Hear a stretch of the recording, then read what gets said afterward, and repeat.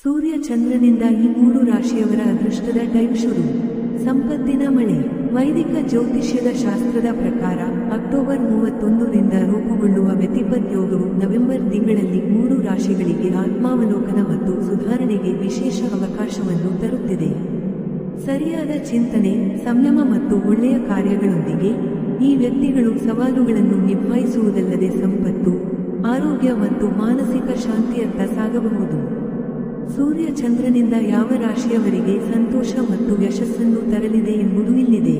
October 31ರಂದು ಶುಕ್ರವಾರ ಬೆಳಗ್ಗೆ 9:34ಕ್ಕೆ ಸೂರ್ಯ ಮತ್ತು ಚಂದ್ರರ ಸಂಯೋಗದಿಂದ ರೂಪುಗೊಂಡ ವ್ಯತಿಪತ್ ಯೋಗವು ಒಂದು ಪ್ರಮುಖ ಖಗೋಳ ಘಟನೆಯಾಗಿದೆ.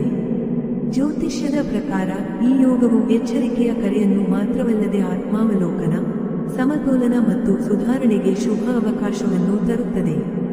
ಈ ಸಮಯವು ಒಬ್ಬರ ಆಲೋಚನೆಗಳನ್ನು ಸ್ಥಿರಗೊಳಿಸುವ, ಅಪೂರ್ಣ ಕಾರ್ಯಗಳನ್ನು ಪೂರ್ಣಗೊಳಿಸುವ ಮತ್ತು ಜೀವನದಲ್ಲಿ ಹೊಸ ದಿಕ್ಕನ್ನು ಕಂಡುಕೊಳ್ಳುವ ಅಗತ್ಯವನ್ನು ಸೂಚಿಸುತ್ತದೆ. ವೈದಿಕ ಜ್ಯೋತಿಷ್ಯದ ಪ್ರಕಾರ ಈ ಯೋಗವು ಎಲ್ಲಾ ರಾಶಿಗಳ ಮೇಲೆ ಪರಿಣಾಮ ಬೀರುತ್ತದೆ. ಆದರೆ ಮೂರು ರಾಶಿಗಳ ಅಡಿಯಲ್ಲಿ ಜನಿಸಿದವರಿಗೆ ಈ ಯೋಗವು ಸರಿಯಾದ ವರ್ತನೆ, ಸಂಯಮ ಮತ್ತು ಸಕಾರಾತ್ಮಕ ಕ್ರಿಯೆಗಳ ಮೂಲಕ ಅವಧಿಯನ್ನು ಆಧ್ಯಾತ್ಮಿಕ ಬೆಳವಣಿಗೆ, ಆರ್ಥಿಕ ಸುಧಾರಣೆ ಮತ್ತು ಮಾನಸಿಕ ಶಾಂತಿಯ ಸಮಯವಾಗಿ ಪರಿವರ್ತಿಸುತ್ತದೆ. ಈ ಯೋಗವು ಯಾವ ಮೂರು ರಾಶಿಗಳಿಗೆ ಹೊಸ ತಿಳುವಳಿಕೆ, ಆತ್ಮವಿಶ್ವಾಸ ಮತ್ತು ಯಶಸ್ಸಿನ ಅವಕಾಶವನ್ನು ತರಬಹುದು ಎಂಬುದನ್ನು ಕಂಡುಹಿಡಿಯೋಣ. ವೃಷಭ ರಾಶಿ, ಟೋರಸ್. ಈ ವ್ಯತಿಪತ್ ಯೋಗವು ವೃಷಭ ರಾಶಿಯವರಿಗೆ ಸಕಾರಾತ್ಮಕ ಬದಲಾವಣೆಗಳನ್ನು ತರುತ್ತದೆ. ದೀರ್ಘಕಾಲದಿಂದ ಸ್ಥಗಿತಗೊಂಡಿದ್ದ ಕೆಲಸಗಳು ಈಗ ವೇಗವನ್ನು ಪಡೆಯಬಹುದು. ಆರ್ಥಿಕ ಲಾಭದ ಸಾಧ್ಯತೆಗಳಿವೆ ಮತ್ತು ಸ್ಥಗಿತಗೊಂಡ ವಹಿವಾಟುಗಳು ಪರಿಹರಿಸಲ್ಪಡಬಹುದು. ನಿಮ್ಮ ಕಠಿಣ ಪರಿಶ್ರಮವು ಕೆಲಸದಲ್ಲಿ ಗುರುತಿಸಲ್ಪಡುತ್ತದೆ, ನಿಮ್ಮ ಆತ್ಮವಿಶ್ವಾಸವನ್ನು ಹೆಚ್ಚಿಸುತ್ತದೆ. ನಿಮ್ಮ ಆರೋಗ್ಯವು ಸುಧಾರಿಸುತ್ತದೆ ಮತ್ತು ದೀರ್ಘಕಾಲದ ಕಾಯಿಲೆಗಳಿಂದ ನೀವು ಪರಿಹಾರವನ್ನು ಪಡೆಯಬಹುದು.